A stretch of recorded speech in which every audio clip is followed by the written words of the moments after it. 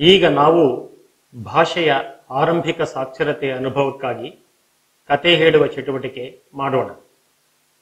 ಮೊದಲಿಗೆ ನಾನು ಮಕ್ಕಳಿಗೆ ಕಥೆಯನ್ನು ಹೇಗೆ ಓದಿ ಹೇಳುತ್ತಿದ್ದೇನೆ ಎಂಬುದನ್ನು ಗಮನಿಸಿ. ಒಂದು ಬಿಸಿಲಿನ ದಿನ ಸಿಂಹವು ನಿದ್ರಿಸುತ್ತಿತ್ತು. ಪುಟ್ಟ ಇಲಿಯೊಂದು ಅದರ ಮುಖದ ಮೇಲೆ ಓಡಾಡಿದ್ದರಿಂದ ಸಿಂಹಕ್ಕೆ ಎಚ್ಚರವಾಯಿತು. ಪುಟ್ಟ ಇಲಿ ತಲೆಯ ಮೇಲೆ ನೆಗೆಯಿತು, ಕುಪ್ಪಳಿಸಿತು.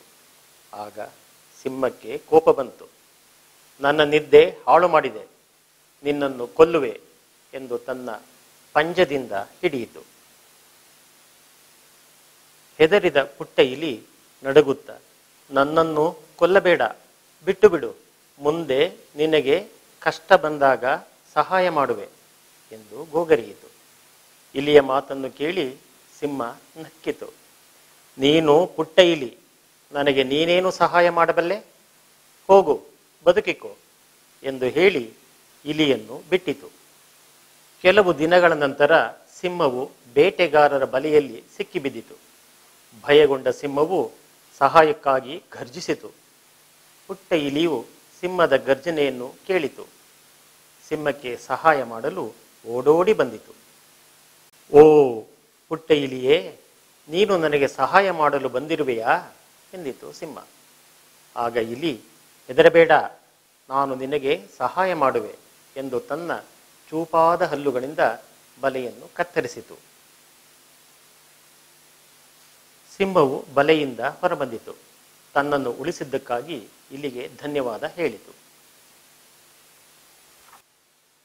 ನಾನು ಓದುವ ಜೊತೆಯಲ್ಲಿ ನನ್ನ ಬೆರಳು ಪೆನ್ನನ್ನು ಪದಗಳ ಕೆಡೆಗೆ ಇಡುತ್ತಾ ಓದುತ್ತಿರುವುದನ್ನು ನೀವು ಗಮನಿಸಿರಬಹುದು.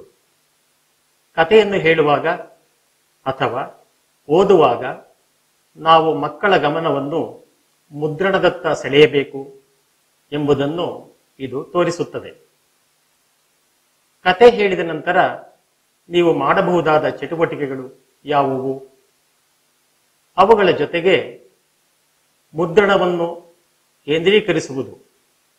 ಇದಕ್ಕಾಗಿ ನೀವು ಗಟ್ಟಿಯಾಗಿ ಕಥೆಯನ್ನು ಓದುವಾಗಲೆಲ್ಲ ಪದದ ಕೆಳಗೆ ನಿಮ್ಮ ತೋರು ಬೆರಳು ಅಥವಾ ಪೆನ್ನನ್ನು ಬಳಸಬೇಕು. ಇದರಿಂದ ನೀವು ಮಕ್ಕಳ ಗಮನವನ್ನು ಸೆಳೆಯಬಹುದು. ಇದು ಮಕ್ಕಳಲ್ಲಿ ಆರಂಭಿಕ ಸಾಕ್ಷರತಾ ಕೌಶಲ್ಯವನ್ನು ಹೆಚ್ಚಿಸುತ್ತದೆ. ಇದು ಮುಖ್ಯವಾಗಿ ಆರಂಭಿಕ ಸಾಕ್ಷರತೆಯ ಅನುಭವ ಮತ್ತು ಮೋಜಿನ ಮೇಲೆ ಕೇಂದ್ರೀಕರಿಸಿದೆ. ಈಗ ಕೆಲವು ಚಟುವಟಿಕೆಗಳನ್ನು ಮಾಡೋಣ. ಇದನ್ನು ಕಥೆಯ ನಂತರದ ಚಟುವಟಿಕೆಗಳು ಎಂದು ಕರೆಯಬಹುದು. ಇಲ್ಲಿ ಕಾರ್ಡುಗಳಿರುವುದನ್ನು ಗಮನಿಸಿ. ಇವು ಸಿಂಹದ ಚಿತ್ರವಿರುವ ಕಾರ್ಡುಗಳು. ನಾವು ಈ ಕಾರ್ಡುಗಳನ್ನು ಬಳಸಿ ವಿಂಗಡಿಸುವ ಚಟುವಟಿಕೆ ಮಾಡಬಹುದು. ಮಕ್ಕಳೊಡನೆ ಚರ್ಚಿಸುತ್ತಾ ಚಟುವಟಿಕೆ ಮಾಡೋಣ. ಮಕ್ಕಳೇ, ಈ ಕಾರ್ಡುಗಳನ್ನು ಹೇಗೆ ವಿಂಗಡಿಸಬಹುದು? ಗಮನಿಸಿ, ನಾನು ಕಾರ್ಡುಗಳನ್ನು ವಿಂಗಡಿಸುತ್ತಿದ್ದೇನೆ. ನಾನು ಯಾವ ಲಕ್ಷಣಗಳ ಆಧಾರದಲ್ಲಿ ಹೇಗೆ ಕಾರ್ಡುಗಳನ್ನು ವಿಂಗಡಿಸುತ್ತಿದ್ದೇನೆ? ಈಗ ನಾನು ಏನು ಮಾಡುತ್ತಿದ್ದೇನೆ? ಹೌದು, ನೀವು ಸರಿಯಾಗಿ ಹೇಳಿದಿರಿ. ಒಂದನೇ ಗುಂಪಿನ ಎಲ್ಲ ಸಿಂಹಗಳಿಗೆ ಹಸಿರು ತಲೆ ಇದೆ. ಎರಡನೇ ಗುಂಪಿನ ಸಿಂಹಗಳಿಗೆ ಕೆಂಪು ತಲೆ ಇದೆ. ಮೂರನೇ ಗುಂಪಿನ ಸಿಂಹಗಳಿಗೆ ಹಳದಿ ತಲೆ ಇದೆ. ಮತ್ತೆ ಈ ಸಿಂಹದ ಕಾರ್ಡುಗಳನ್ನು ಯಾವ ಲಕ್ಷಣದ ಆಧಾರದಲ್ಲಿ ವರ್ಗೀಕರಿಸಬಹುದು? ಈಗ ನಾನು ಕಾರ್ಡುಗಳನ್ನು ವರ್ಗೀಕರಿಸುತ್ತೇನೆ.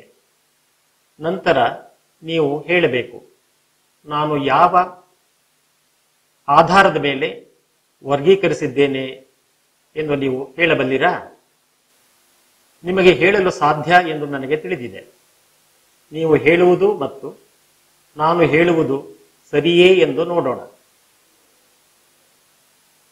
ಸಿಂಹಗಳ ಅಭಿವ್ಯಕ್ತಿ ನೋಡಿ. ಇವು ದುಃಖಿತವಾಗಿವೆ. ಹೌದು, ಈ ಎಲ್ಲ ಸಿಂಹಗಳು ಸ್ವಲ್ಪ ದುಃಖಿತವಾಗಿವೆ ಎಂದು ನಾನೂ ಭಾವಿಸುತ್ತೇನೆ. ಈ ಚಿತ್ರಗಳನ್ನು ನೋಡಿ. ಇಲ್ಲಿ ಎಲ್ಲ ಸಿಂಹಗಳು ಸಂತೋಷವಾಗಿವೆ. ಇವು ಸಂತೋಷದ ಅಭಿವ್ಯಕ್ತಿಯನ್ನು ತೋರಿಸುತ್ತಿವೆ. ಈ ಎಲ್ಲ ಸಿಂಹಗಳು ಸ್ವಲ್ಪ ಆಶ್ಚರ್ಯಪಡುತ್ತಿವೆ. ಹೌದಲ್ಲವೇ? 4-5 ವರ್ಷ ವಯಸ್ಸಿನ ಹಿರಿಯ ಮಕ್ಕಳಿಗೆ ಈ ಚಟುವಟಿಕೆ ಮಾಡಿಸಬಹುದು.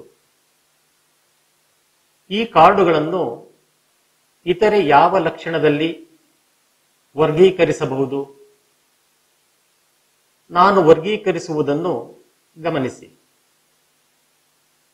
ಹೌದು, ಈ ಎಲ್ಲ ಸಿಂಹಗಳು ವೃತ್ತಾಕಾರದ ಅಥವಾ ದುಂಡಗಿನ ತಲೆ ಹೊಂದಿರುವುದನ್ನು ನೋಡಿ. ಈ ಎಲ್ಲ ಸಿಂಹಗಳು ತ್ರಿಕೋನಾಕಾರದ ತಲೆಯನ್ನು ಹೊಂದಿವೆ. ಈ ಎಲ್ಲ ಸಿಂಹಗಳು ಚೌಕಾಕಾರದ ತಲೆಯನ್ನು ಹೊಂದಿವೆ. ಆದ್ದರಿಂದ ನಾವು 3 ಲಕ್ಷಣಗಳ ಆಧಾರದ ಮೇಲೆ ವರ್ಗೀಕರಣವನ್ನು ಮಾಡಿದ್ದೇವೆ. ನಿಮ್ಮ ಮೋಜಿಗಾಗಿ ಮತ್ತೊಂದು ಚಟುವಟಿಕೆ ಮಾಡೋಣ. ನನ್ನ ಬಳಿ ಇಲಿ ಚಿತ್ರವಿರುವ ಹಾಳೆಗಳಿವೆ. ಇದನ್ನು ನಿಮಗೆ ಕೊಡುತ್ತಿದ್ದೇನೆ. ಇಲಿಯ ಚಿತ್ರವನ್ನು ನೀವು ಸಹ ಸುಲಭವಾಗಿ ಬಿಡಿಸಬಹುದು. ಈ ಚಿತ್ರಕ್ಕೆ ಬಣ್ಣ ಹಚ್ಚಿ ಮಾರ್ಕರ್ ಅಥವಾ ದಪ್ಪವಾದ ಸ್ಕೆಚ್ ಪೆನ್ ನೀಡುವುದು. ಈ ಚಟುವಟಿಕೆಯು ಸೃಜನಶೀಲ ಕಲೆ ಮತ್ತು ಅಭಿವ್ಯಕ್ತಿಗೆ ಸಹಕಾರಿಯಾಗುತ್ತದೆ. ನನ್ನ ಬಳಿ 5 ಇಲಿ ಚಿತ್ರ ಬರೆದಿರುವ ಹಾಳೆ ಮತ್ತು 5 ಬಾಟಲ್ ಮುಚ್ಚಳಗಳಿವೆ. ನೀವು ಎಣಿಸಿ ಹೇಳಿ. ವಸ್ತುಗಳನ್ನು ಮುಟ್ಟಿ 1, 2, 3, 4, 5 ಎಂದು ಎಣಿಸಲು ಅವಕಾಶ ನೀಡುವುದು. ಈಗ ಒಂದು ಚಿತ್ರದ ಜೊತೆ ಒಂದು ಮುಚ್ಚಳ ಜೋಡಿಸುವ ಚಟುವಟಿಕೆ ಮಾಡೋಣ. ಜೋಡಿಸಲು ಮಕ್ಕಳಿಗೆ ಅವಕಾಶ ನೀಡುವುದು. ಈಗ ಮೊದಲಿಗೆ ಚಿತ್ರವನ್ನು ಎಣಿಸೋಣ. ನಂತರ ಮುಚ್ಚಳಗಳನ್ನು ಎಣಿಸೋಣ. ಎಣಿಸಲು ಮಕ್ಕಳಿಗೆ ಅವಕಾಶ ನೀಡುವುದು. ಬಣ್ಣವನ್ನು ಹೆಸರಿಸುತ್ತಾ ಈ ಬಣ್ಣದ ಮುಚ್ಚಳಗಳು ಎಷ್ಟಿವೆ ಎಂದು ಪ್ರಶ್ನಿಸಿ ಉತ್ತರ ಪಡೆಯುವುದು. ಎಣಿಸಿ ಹೇಳಲು ಮಕ್ಕಳಿಗೆ ಅವಕಾಶ ನೀಡುವುದು. ಈ ಚಟುವಟಿಕೆ ನಮಗೆ ಸರಳ ಎನಿಸಿದರೂ ಸಹ ಮಕ್ಕಳಿಗೆ ಸವಾಲನ್ನು ಒಡ್ಡುತ್ತದೆ. ಚಿತ್ರದ ಕಡೆ ಮಕ್ಕಳ ಗಮನ ಸೆಳೆಯುವುದು. ಈ ಚಿತ್ರದಲ್ಲಿ ಸಿಂಹ ಹಾಗೂ ಇಲಿ ಒಂದೊಂದು ತುದಿಯಲ್ಲಿವೆ. ಸಿಂಹವು ಇಲಿಯ ಬಳಿಗೆ ಹೋಗಬೇಕಿದೆ. ದಾರಿಯು ಸಿಂಹಕ್ಕೆ ಗೋಜಲಾಗಿ ಕಾಣುತ್ತಿದೆ. ಸಿಂಹವು ಇಲಿಯ ಬಳಿಗೆ ಹೋಗಲು ಸರಿಯಾದ ಮಾರ್ಗ ತೋರಿಸುವಿರಾ ಎಂದು ಪ್ರಶ್ನಿಸಿ ದಾರಿ ಗುರ್ತಿಸಲು ಮಕ್ಕಳನ್ನು ಪ್ರೇರೇಪಿಸುವುದು. ದಾರಿ ಗುರ್ತಿಸಲು ಸ್ಕೆಚ್ ಪೆನ್, ಮಾರ್ಕರ್ ಕೊಡುವುದು. ಈ ಚಟುವಟಿಕೆಯು ಬರವಣಿಗೆಯ ಸಿದ್ಧತೆ ಹಾಗೂ ಸೃಜನಾತ್ಮಕ ರಚನೆಗೆ ಸಹಕಾರಿಯಾಗಿದೆ.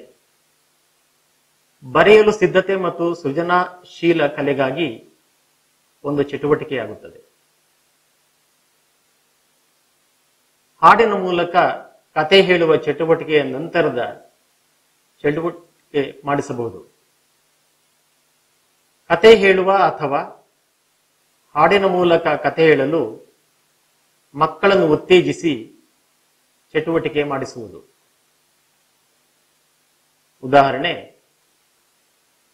ನಾನು ಕಾಡಿನ ರಾಜ, ನಾನು ಕಾಡಿನ ರಾಜ, ನಾನು ಸಿಂಹ, ನಾನು ಸಿಂಹ, ನಾನು ಬಿಸಿಲಿನಲ್ಲಿ ಮಲಗಲು ಇಷ್ಟಪಡುತ್ತೇನೆ, ಮೋಜಿಗಾಗಿ ಪ್ರಾಣಿಗಳ ಬೆನ್ನಟ್ಟುತ್ತೇನೆ, ನಾನು ಕಾಡಿನ ಪ್ರಾಣಿ, ನಾನು ನಂಬರ್ 1 ಪ್ರಾಣಿ, ನಾನು ಕಾಡಿನ ರಾಜ, ನಾನು ಸಿಂಹ, ನಾನು ಕಾಡಿನ ರಾಜ. ಇದೇ ರೀತಿ ಕತೆಗೆ ಸಂಬಂಧಿಸಿದ ಯಾವುದಾದರೂ ಪ್ರಾಸಬದ್ಧ ಗೀತೆಗಳನ್ನು ನೀವು ಹಾಡಬಹುದು. ಇದು ಭಾಷೆಯ ಅಭಿವೃದ್ಧಿ ಚಟುವಟಿಕೆಯೂ ಆಗುತ್ತದೆ. ನಂತರ ಆರಂಭಿಕ ಸಾಕ್ಷರತಾ ಚಟುವಟಿಕೆಯಾಗಿಯೂ ಸಹ ಬಳಕೆಯಾಗುತ್ತದೆ.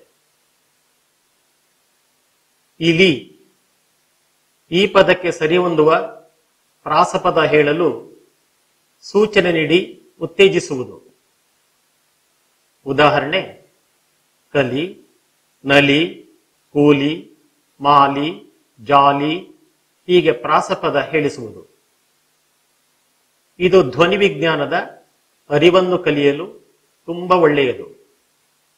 ಈ ಚಟುವಟಿಕೆಗೆ ಒಂದು ಆರಂಭಿಕ ಸಾಕ್ಷರತಾ ಚಟುವಟಿಕೆಯನ್ನು ಸಹ ಮಾಡಬಹುದು. ಇಲಿ ಎಂಬ ಹೆಸರಿನಲ್ಲಿ ಅಥವಾ ಶಬ್ದದಲ್ಲಿ ನೀವು ಕೇಳುವ ಆರಂಭಿಕ ಧ್ವನಿ ಯಾವುದು? ಈ ಧ್ವನಿಯಿಂದ ಆರಂಭವಾಗುವ ಪದಗಳನ್ನು ಗುರ್ತಿಸಿ ಹೇಳಿ ಎಂದು ಪ್ರಶ್ನಿಸಿ ಚಟುವಟಿಕೆಯಲ್ಲಿ ತೊಡಗಿಸುವುದು. ಇರುವೆ, ಇರು, ಇಡು, ಇರಿ ಹೀಗೆ ಹಲವು ಪದಗಳನ್ನು ಮಾಡಬಹುದು. ಇದು ಧ್ವನಿ ತಾರತಮ್ಯ ಚಟುವಟಿಕೆಯಾಗಿದೆ. ಇದು ಸ್ನಾಯು ಬೆಳವಣಿಗೆ ಹಾಗೂ ಸಮಸ್ಯೆ ಬಿಡಿಸುವ ಮೋಜಿನ ಚಟುವಟಿಕೆ.